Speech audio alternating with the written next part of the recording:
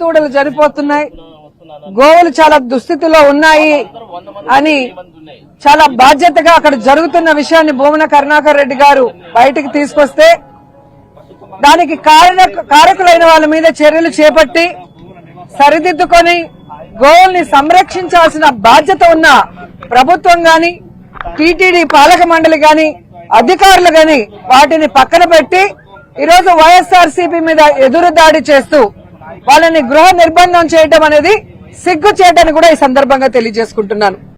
ఆవు దూడలు చనిపోతున్నాయి, గోవులు చాలా దుస్థితిలో ఉన్నాయి అని చాలా బాధ్యతగా అక్కడ జరుగుతున్న విషయాన్ని భూమన కరుణాకర్ రెడ్డి గారు బయటికి తీసుకొస్తే దానికి కారకులైన వాళ్ళ మీద చర్యలు చేపట్టి సరిదిద్దుకొని గోవుల్ని సంరక్షించాల్సిన బాధ్యత ఉన్న ప్రభుత్వం గాని, టీటీడీ పాలక మండలి గాని, అధికారులు గాని వాటిని పక్కన పెట్టి ఈరోజు వైఎస్ఆర్సీపీ మీద ఎదురుదాడి చేస్తూ వాళ్ళని గృహ నిర్బంధం చేయడం అనేది సిగ్గు చేయడానికి కూడా ఈ సందర్భంగా తెలియజేసుకుంటున్నాను. కొన్ని సహజంగా మరణించే ఆవులు ఉంటాయి, ఆరోగ్యం బాగాలేకుండా కొన్ని ఉంటాయి, వృద్ధాప్యం వచ్చిన ఆవులు చనిపోతూ ఉంటాయి. ఏ ఇండ్లలో మనుషులు చనిపోవట్లేదా? ఆవులు చనిపోవా? టీటీడీ నిర్లక్ష్యం అయితే లేదు, 100% నేను చెప్పగలుగుతాను ధైర్యంగా. కాబట్టి ఇవన్నీ ఆయన మానుకుంటే బెటర్. ఎందుకంటే ఏమీ దొరకట్లేదు, ఏదో లాగుతాడు, లాగి దాని మీద నేషనల్ మీడియాలో ఈ మీడియాలో టీటీడీని బ్లేమ్ చేయడానికే ఉన్నాడు ఈయన. ఇక్కడ ప్రజలందరికీ తెలుసు ఆయన చరిత్ర ఏంటో, ఎక్కడి నుంచి స్టార్ట్ అయ్యాడు, ఆయన ఈరోజు ఏ స్థాయిలో ఉన్నాడు. కమిషన్ లేకుండా ఏ పని చేయలేదు. నాకు తెలిసి యాజ్ అ చైర్మన్గా 5 నెలల నుంచి చూస్తున్నాను, ఫైల్స్ చూస్తామంటే కమిషన్ లేకుండా ఏది చేయలేదు ఆయన.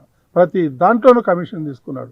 అటువంటి వ్యక్తి ఇంకోటి ఈ భూమి మీద పుట్టకూడదని చెప్పేసి నేను వెంకటేశ్వర స్వామిని కోరుకుంటున్నాను. ఇటువంటి వ్యక్తి నా జీవితంలో ఎప్పుడు నేను చూడాల. దేవుడు సొమ్ము తిన్నోడు ఇంతవరకు ఎవడు బతికి పట్టలేదు. కాకపోతే టైం, ఈరోజు రేపా ఎల్లుండని తప్పకుండా ఆ వ్యక్తిని భగవంతుడు శిక్షిస్తాడు. నేను చెప్తున్నాను, నా మనస్సాక్షిగా చెప్తున్నాను. అటువంటి వ్యక్తిని ఈరోజు మనం ఏదో వచ్చేసి రోజు టీటీడీ మీద పడుతుంది. ఇంకా ఒకళ్ళిద్దరు కూడా ఉన్నారు, వారికి వేరే సబ్జెక్టే దొరకరు. అదే వేరే మతస్థుల మీద పడమనండి, ఏమవుతుందో వాళ్ళ సంగతి. హిందువుల మీద ఎందుకు పడుతున్నారు వీళ్ళందరూ కలిసి? నేనేం తక్కువగా కనిపిస్తున్నామా? ఇప్పటికైనా ఆయన బుద్ధి మార్చుకొని, ఆయనకి నాకు తెలిసిన వరకు భక్తి లేదు, భయం లేదు, రెండూ లేవు ఆయనకి. ఏదైనా ఒకటన్నా ఉంటే ఈ సమాజంలో బతికేదానికి అవకాశం ఉంటుంది. అవి ఏమీ లేవు ఆయనకి.